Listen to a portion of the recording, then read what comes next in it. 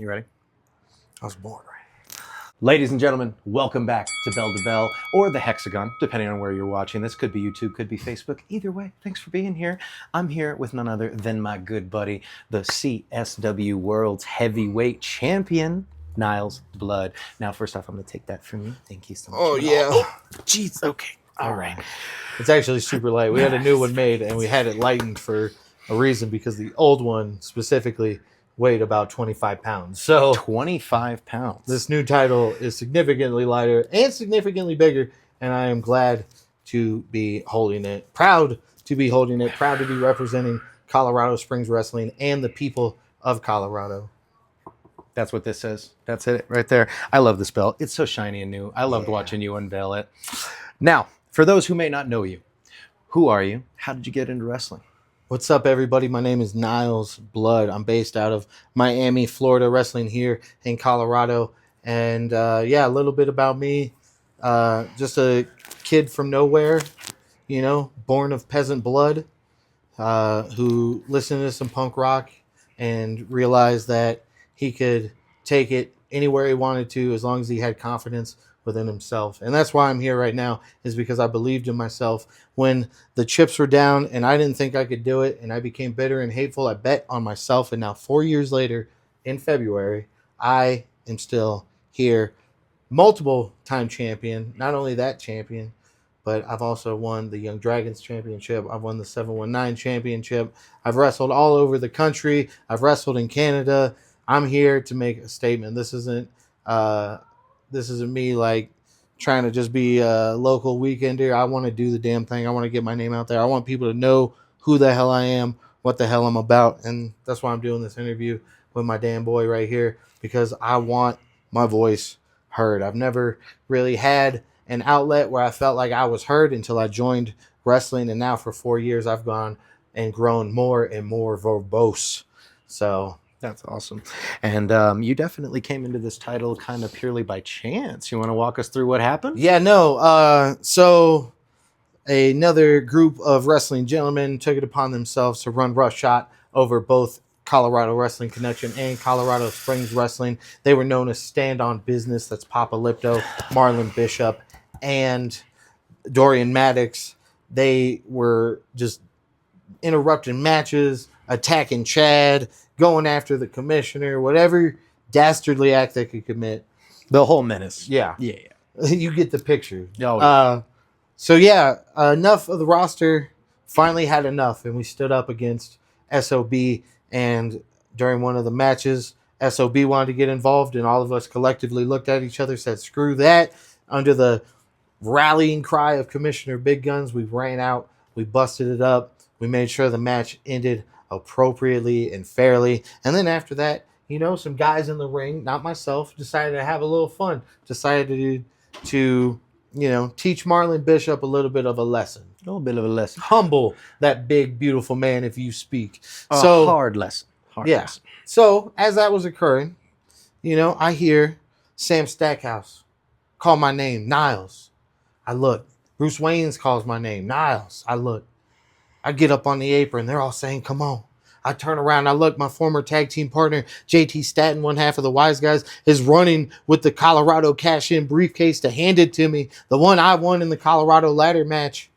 And what else am I going to do, brother? What else are you going to do? I got in. I cashed in. Sam Stackhouse fed me Marlon Bishop. I hit him with a pile driver. 1, 2, 3. I became the CSW Heavyweight Champion. And all for naught, because now here I am, about to be 3 title defenses in, and I am undefeated as we speak. So there you go. And I will make sure that I am working commentary at the Springs into Action. My good friends, good to see you guys down there. And we are going to be watching as Niles takes on a mystery opponent today. Yeah. We're not sure. I hear you have an open challenge for us. Yeah, brother. I wanted to give everybody in the locker room a fair shake, especially here at Colorado Wrestling Connection. I've made it a point to pick my opponents in Colorado Springs Wrestling, so that way I can showcase the people that I wrestled in the past with. This is the second time I've taken on Silencio. This is the second time I've taken on Dean, and it's different outcomes. You know what I'm saying? So here I am now giving anybody, a chance, because I am a fighting champion. I fight for that title. I fight for myself, and I fight for the people of Colorado Springs, and that's what I'm going to do tonight with this open challenge. So whomever decides to walk out of the back of that locker room and face Niles Blood, they're going to be in for one hell of a fight, because I ain't losing that title anytime soon. I guarantee you that. People, the second you won, the crowd erupted. You know what I mean? Yeah. They were so happy to finally see you wearing it. And honestly, the gold looks good on you. Looks good on me right now, but we're not going to talk about that. Does. It took me some time, brother. It took me some time when I first started. The crowd, they could care less, and that turned me a little angry, turned me a little bitter. Mm-hmm. That's why I joined up with JT Staten, formed the Wise Guys tag team. I was trying everything I could to become victorious in that division in the last iteration of CSW before Chad Kalina purchased it, and me and JT were coming up short. JT got injured. I had to take it upon myself to decide what I was going to do. Was I going to wait for him, or was I going to go after, my opportunity, my shot? And JT actually encouraged me to do so. And, I wouldn't be sitting here with that title without him. I wouldn't have won the other titles without my boy JT. And even my old tag team partner, Ray Swytag, the Type 1 Warrior, one half of Blood Sugar. When JT got hurt, that's who I called upon, and he had that title. I turned on him because I wanted that title. You know what I mean? Like, I've had to earn the fans' respect one way or another. I've always been fighting to earn it. I've never stopped fighting to earn it, because it means the world to have the adulation of the fans, to have the power of the fans behind me, uplifting me, letting me know that, even if I lose, that they still have my back, because it's not about win or lose. It's about the ability to stand before adversity and, achieve whatever outcome, be it victory, be it loss. Everything is a lesson in life. And that's what I take when I wrestle in that ring. Sometimes I come up short, sometimes I come up champion, but most of the time it's just, it's the will of the people that honestly get me through sometimes. So I have to thank the fans for, allowing me to earn their respect. And now I am a man of the people. I am a man of Colorado Springs. I am the CSW Heavyweight Champion because of them, because of JT, because of all the people in my life that uplifted me and, made me the man I am sitting across this couch from you today. So, and on your pathway of becoming this, where did the wrestling journey begin? Was it a family ordeal? Did you watch it with your folks? Or so originally my father was a wrestler back in the late 90s, early 2000s. He wrestled under the ring name the German Assassin Von Tankard. He was 1/3 of the Snack Pack, which was created by the original Dudley Dudley and Big Dick Dudley. He was part of that on the independent scene. He had his shots, and things were going good in wrestling, but then things in life weren't going so well. He had to step away. I stepped away. I got into doing dumb shit, and I was more focused on becoming a musician, becoming a drummer. Started a punk band with my buddies called Barely Edible. Then I started a metal band we started a metal band called Eternal Apathy. So I was, pursuing music, but then, life happens. I got into, unfortunately nefarious shit. It took over my life for a long time, but luckily I had my daughter, and my daughter pulled me out of that blackness and allowed me to grow and become the man that would eventually realize his dreams and realize, that it didn't matter that if his, dad wasn't wrestling anymore, he could wrestle. You know what I mean? I had to be like, what am I doing? Like, I'm not here to live somebody else's life. I'm here to live my own life. So, I looked up fucking online, Colorado Springs Schools of Wrestling. Empower Pro Wrestling came up. Empower Training Facility here in the Springs teaches the art of self-defense as well as Muay Thai kickboxing. Created multiple time champions in Muay Thai kickboxing, and he also runs a wrestling program. I entered that one for 18 weeks. Stayed probably for about 24, but at the same time I was also training at Primo's Butcher Shop up in Westminster, Colorado. Primo's Premier Pro Wrestling is another great organization that I've wrestled for the past 4 years. And through training at Empower, through training at the butcher shop, I just sunk my life into it and just didn't stop until the world made me stop. I broke my wrist and then, other shit, blah, blah, blah. But yeah, that's where it started, bro. I took it upon myself to start living life for me, for, chasing my dreams. Like that's the catalyst. Trying to overcome the hurdle of poverty so I can give my family what they want. You know what I mean? So I can have my farm and a mule and a cow and fucking. Colorado Springs Wrestling is definitely the home of Niles Blood. That's the first promotion I got to wrestle for. Shout out to Randy Rude, the former owner of Colorado Springs Wrestling. He gave me my first opportunity in the Batter Up Battle Rumble, wow, which was a wrestling-based rumble that had baseball rules. So that's actually where me and JT met. That's the first time we tagged together. That is where the Wise Guys started. Sounds awesome. So actually, Colorado Springs Wrestling, most definitely, but also I mentioned it earlier, Primos Premier Pro Wrestling. I worked my ass off to get my first opportunity in Primos. I was afforded that opportunity at Joan Jetson's big queer launch to be in the Love is Love Rumble. Came out, showed them what I got, and haven't stopped working for them since. And both promotions, hand in hand. But honestly, I can't pick one because even Colorado Wrestling Connection, which Chad started as a one-off, now I'm here representing that company as well. Like I honestly, every company I get the opportunity to work for, I cannot be more than grateful for, because it is an opportunity, a chance to experience the people and live my dream. So, well, and you said that you were from Florida. Do you have an idea of maybe wanting to go there and work for any of their promotions, being a champion down south? I have a couple connections out there for sure. Okay. Don't want to spoil anything or say I'm going out there, because I'm not at the moment. Definitely not. At the time this is being recording, it's the first of the year, so anything is possible, kids. I got a lot of open book left for this year. Looking to take advantage of that. Was kind of enjoying the break and the holidays, and now we're at the start of the, I would say, season again. So we're moving back in to getting booking. Last year, I tried to wrestle as much as I could. I literally, at one point, I was doing 5 shows a month. So I'm looking forward to doing that again this year with any promotion.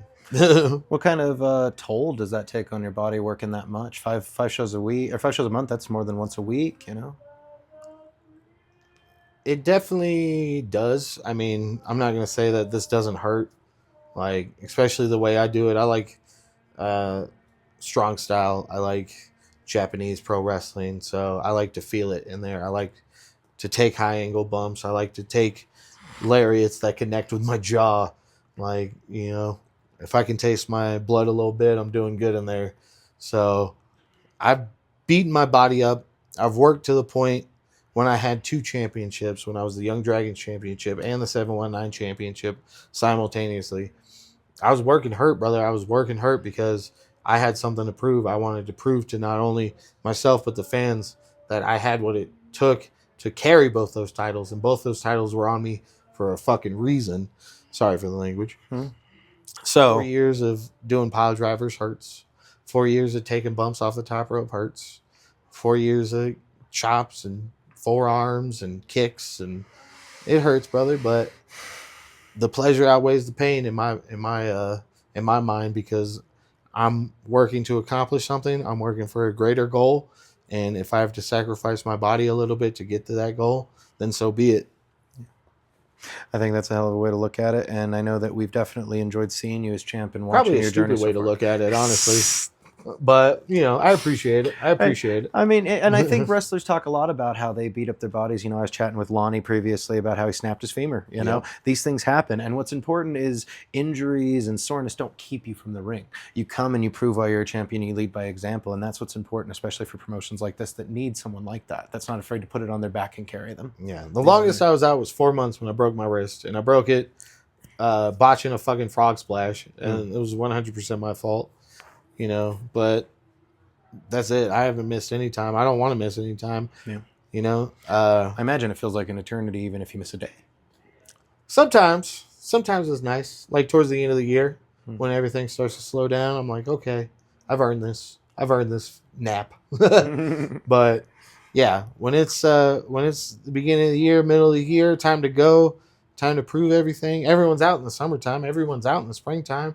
Way more fans show up. So I think when they show up, I do a little bit more. And maybe if it hurts, it hurts. Maybe if it doesn't, it doesn't. But I can't live my life based on if my back hurts, like because it always hurts. And you need to kind of base it around, I guess, what the new norm is with that sore back, right?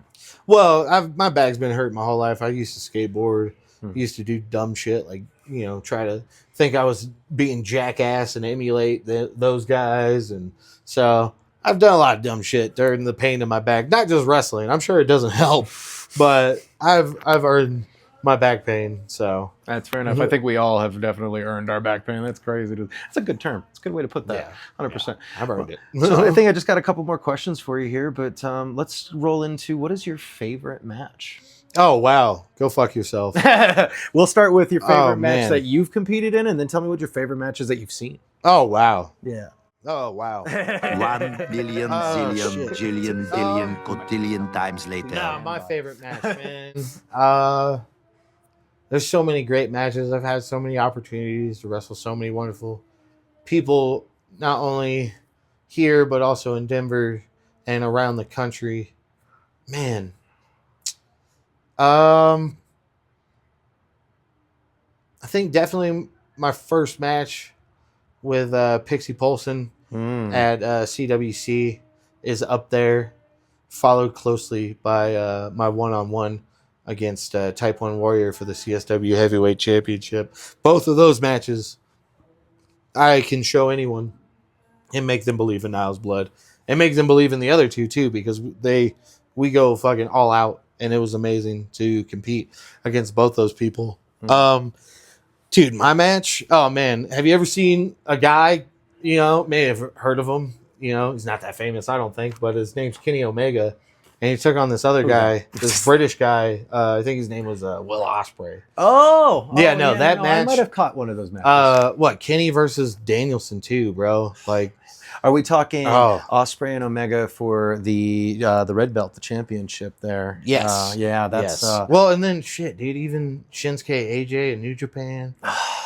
Oh man. I'll tell you, I'm a big fan of Shinsuke and Samoa Joe NXT. Oh yes, sir. Samoa Joe, Loki. Oh, We could go on all day. a bunch of matches. I love wrestling.